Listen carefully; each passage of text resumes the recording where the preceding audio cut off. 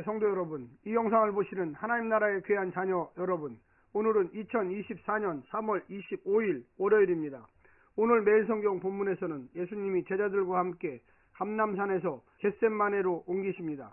다락방에서 제자들과 잔을 나누셨는데 겟셋마네에서 아버지의 잔을 나누시기 위해서입니다.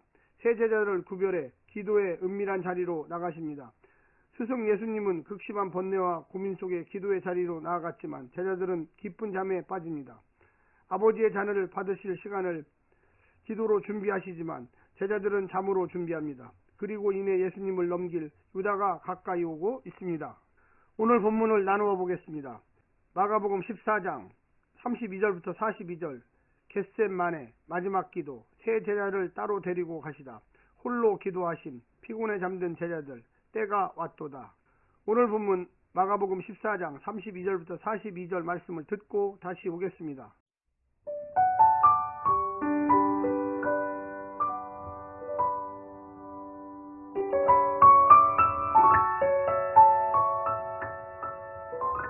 그들이 겟세마네라 하는 곳에 이름에 예수께서 제자들에게 이르시되 내가 기도할 동안에 너희는 여기 앉아 있으라 하시고 베드로와 야고보와 요한을 데리고 가실새 심히 놀라시며 슬퍼하사 말씀하시되 내 마음이 심히 고민하여 죽게 되었으니 너희는 여기 머물러 깨어 있으라 하시고 조금 나아가사 땅에 엎드려 될 수 있는 대로 이때가 자기에게서 지나가기를 구하여 이르시되 아빠 아버지여 아버지께는 모든 것이 가능하오니 이 잔을 내게서 옮기시옵소서.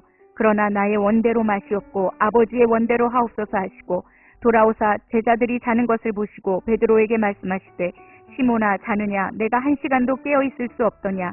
시험에 들지 않게 깨어있어 기도하라. 마음에는 원이로되 육신이 약하도다 하시고 다시 나아가 동일한 말씀으로 기도하시고 다시 오사 보신즉 그들이 자니 이는 그들의 눈이 심히 피곤함이라. 그들이 예수께 무엇으로 대답할 줄을 알지 못하더라. 세 번째 오사 그들에게 이르시되 이제는 자고 쉬라. 그만되었다. 때가 왔도다. 보라 인자가 죄인의 손에 팔리느니라. 일어나라 함께 가자.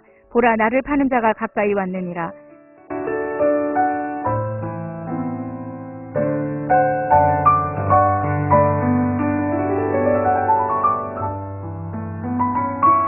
마가는 제자들의 배신과 부인 그리고 영적 무감각을 자세히 묘사하며 공동체의 제자들을 심각하게 도전하고 있습니다.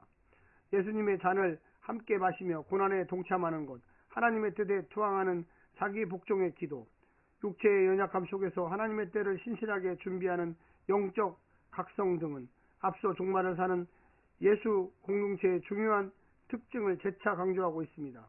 특별히 마가는 복음서 전체를 관통하는 잔의 메타포를 통해 하나님의 뜻과 그것을 자신의 운명으로 받아들이시는 예수님을 강조하며 신앙의 모범을 제공하고 있습니다.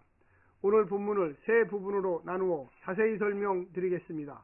첫 번째, 제자들에게 기도를 부탁하는 예수님.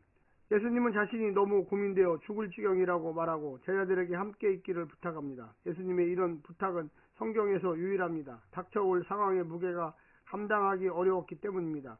단순히 고난과 죽음의 고통 때문이 아닙니다. 십자가에서 모든 사람의 죄에 대한 심판을 홀로 다 받고 하나님과의 관계가 끊어짐을 경험해야만 하기 때문입니다. 영원부터 한 번도 관계가 깨진 적이 없는 아버지와 아들 하나님의 관계가 진노와 원수 관계가 되는 경험입니다. 우리는 상상할 수 없지만 예수님에게는 끔찍한 슬픔이자 고통이었습니다. 그런데 그 고통 속에서 제자들에게 함께 있기를 부탁합니다. 비록 그들이 문제를 해결할 수도 고통을 공감할 수도 없지만 예수님은 그들을 사랑했기에 가능한 부탁이었습니다. 우리도 하나님께 필요한 사람이 될 수 있을까요? 두 번째는 예수님의 정직한 기도. 예수님은 3번이나 자기 잔을 옮겨달라고 기도합니다. 상당히 의외입니다. 능력을 행하고 종교주의자들의 반대에 맞섰던 강하고 굳센 모습이 아니었기 때문입니다. 그러나 이 기도는 하나님의 영원한 진노의 단절을 아는 자의 자연스러운 모습입니다. 더 주목할 것은 예수님의 솔직한 기도입니다. 두려우면 두렵다고, 싫으면 싫다고 아뢰입니다. 이 기도는 우리에게 귀중합니다. 주 앞에서 애써 괜찮은 척할 필요가 없다는 말이기 때문입니다. 정직하게 우리 상황을 고백하고 도우심을 구하면 됩니다. 마지막은 기도 요청인가 결심인가. 예수님의 기도는 하나님의 응답을 요청하는 간구인지 아니면 결심을 확증할 것인지 구분이 안 됩니다. 구분할 필요도 없습니다. 예수님은 하나님의 뜻을 알고 있었기 때문입니다. 단지 자신의 마음을 토로하고 하나님의 뜻을 향한 순종의 마음을 고백했을 뿐입니다. 기도에 대한 또 다른 가르침이 있습니다. 기도한 내 뜻을 관찰하는 자기 주장이 아니라 하나님의 뜻에 마음을 맞추는 순종 확인 과정으로 볼 수도 있겠습니다. 사랑하는 성도 여러분, 오늘 하루도 승리하시고요. 하나님의 놀라운 은혜와 축복이 늘 함께 하시기를 바랍니다. 샬롬.